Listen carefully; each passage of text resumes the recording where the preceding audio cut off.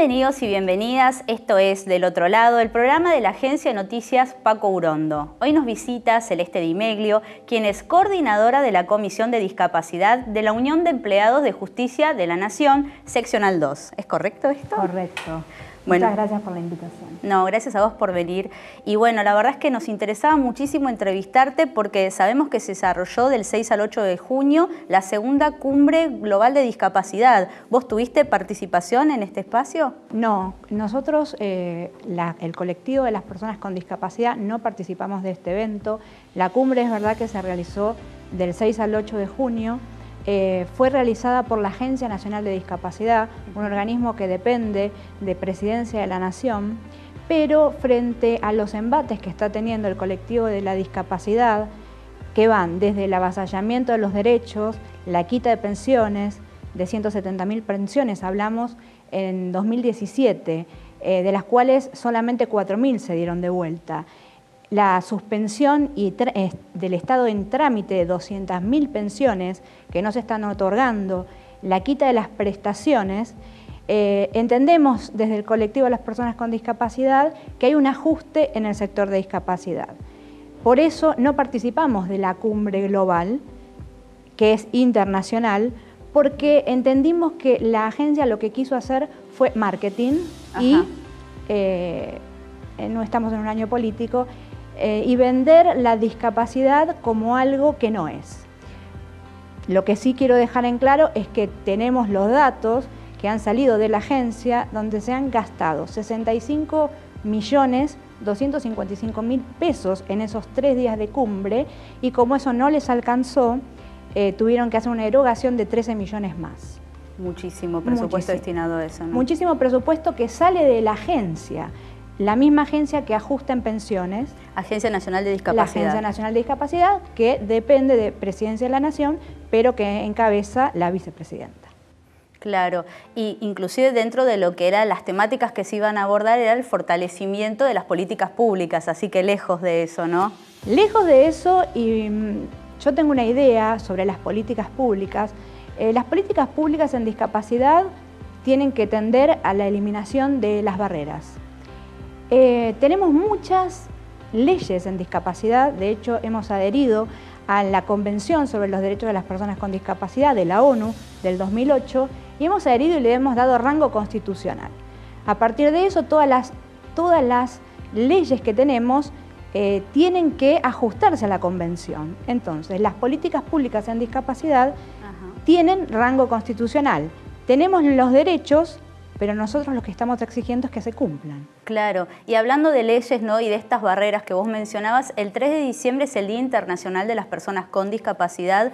Enteré que en noviembre del año pasado puede ser que se presentó un proyecto de ley que lo que buscaba era determinar que la primera semana de diciembre sea destinada, lo voy a leer porque es bien específico, a la promoción para la concientización de los derechos de las personas con discapacidad. Teniendo en cuenta esto, que uno piensa, ¿no?, que busca generar concientización para generar inclusión. ¿Qué barreras considerás que la sociedad actualmente impone a las personas con discapacidad? Bueno, primero el proyecto lo presentamos con la senadora Pilati Vergara. Lo presentamos por ahí un poquito tarde en el año porque lo presentamos en diciembre. ¿Es de tu autoría? Sí. Lo presentamos en diciembre y porque una semana pensamos que un día, en un día todas las personas y en todos lados se hacían eventos en discapacidad y al otro día nos olvidamos todos de la discapacidad. Claro. ¿Por qué la concientización para la promoción de los derechos de las personas con discapacidad? Para que se conozcan. Y las barreras de las que hablas, estamos hablando de accesibilidad. Cuando uno piensa en discapacidad y en accesibilidad, siempre tiene la referencia de la accesibilidad edilicia. Claro. Y piensan que dándole una rampa, una forma de acceso a una persona con discapacidad, ya van a haber sorteado las barreras. Y esa no es la gran barrera que tenemos. La gran barrera que tenemos es la actitudinal, la barrera social. Por eso la Convención lo que hace es pasar del paradigma médico de la discapacidad al paradigma social. Entonces uno va a tener discapacidad o no, depende de cómo puede interactuar con el medio.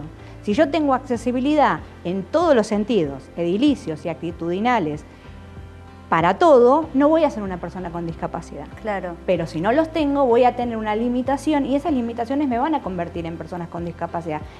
En la década pasada hemos ganado muchísimo, muchísimo terreno en la temática de derechos en la discapacidad. En estos 3 años y medio hemos perdido casi todo lo ganado. Lamentable, ¿no? Esto Sí. que nos comentás. Y sobre esto del paradigma, ¿no? Generalmente se puede abordar la discapacidad desde el paradigma médico, como decías, y también se puede abordar desde lo que es el paradigma social. ¿Podemos, digamos, englobarlo dentro de un problema sociocultural? ¿Se puede hablar de un problema sociocultural? Sí, antes, hace años, se hablaba del paradigma médico. Cuando viene la convención, cambia el paradigma al paradigma social.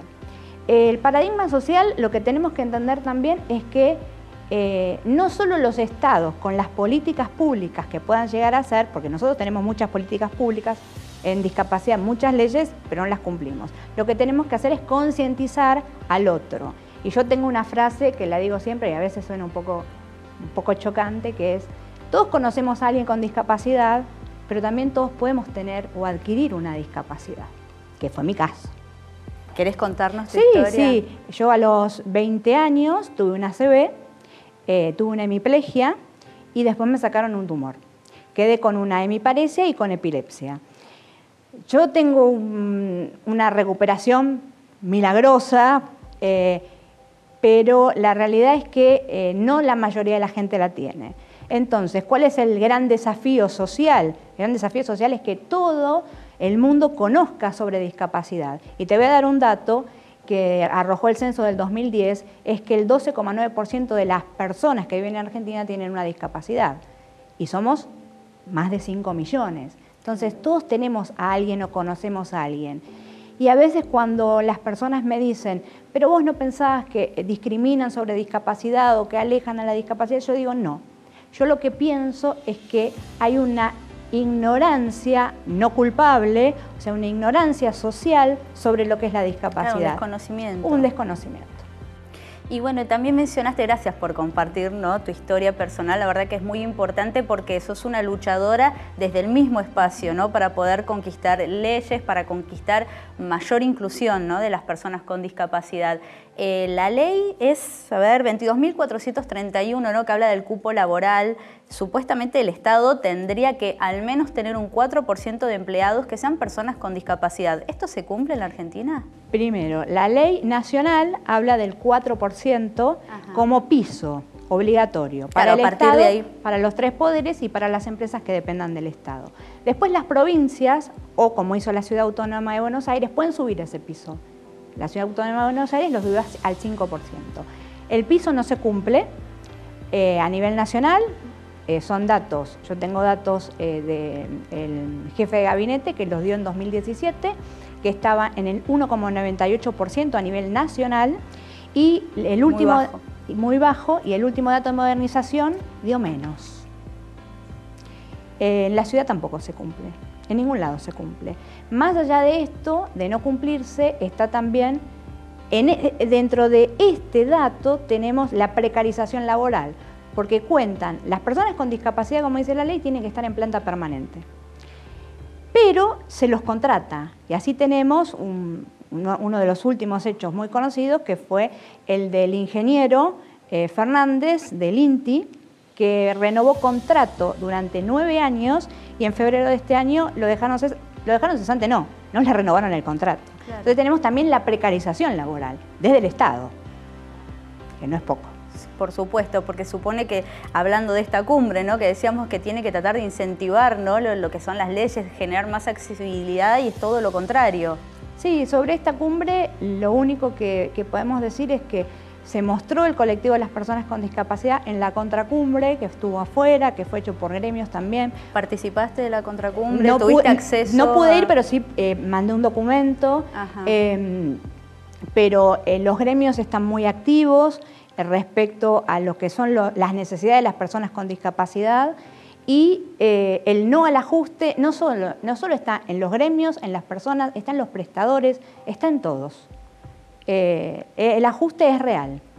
Y hace 15 días más o menos se presentó, se hizo una marcha en la Quinta de Olivos, donde se le iba a presentar al presidente de la Nación un documento y nadie lo recibió.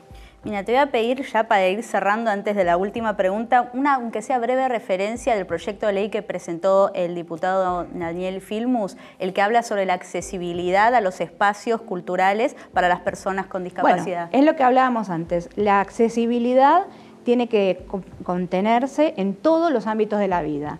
Cuando con el diputado Daniel Filmus estuvimos en la redacción de la ley esa también, entendimos que en el cine, en el teatro y en los espacios culturales tiene que haber accesibilidad. ¿Esto qué quiere decir? Un ejemplo es para una persona sorda que haya subtitulado en el cine, en el teatro y en los espacios culturales tiene que haber intérprete de lengua de señas, guía de lengua de señas. Para una persona con discapacidad visual tiene que haber audiodescripción, que no se... Claro.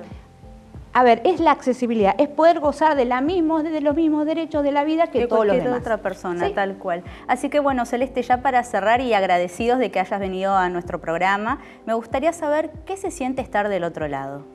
Y en mi caso, estar del otro lado se siente una gran responsabilidad, porque yo he sorteado muchas barreras, he podido recuperarme y cuando defiendo los derechos de las personas con discapacidad, lo hago por aquellos que no lo pueden hacer y quiero que los derechos de las personas con discapacidad y la discapacidad sea un tema de derechos humanos. Perfecto, bueno, muchísimas gracias, Celeste.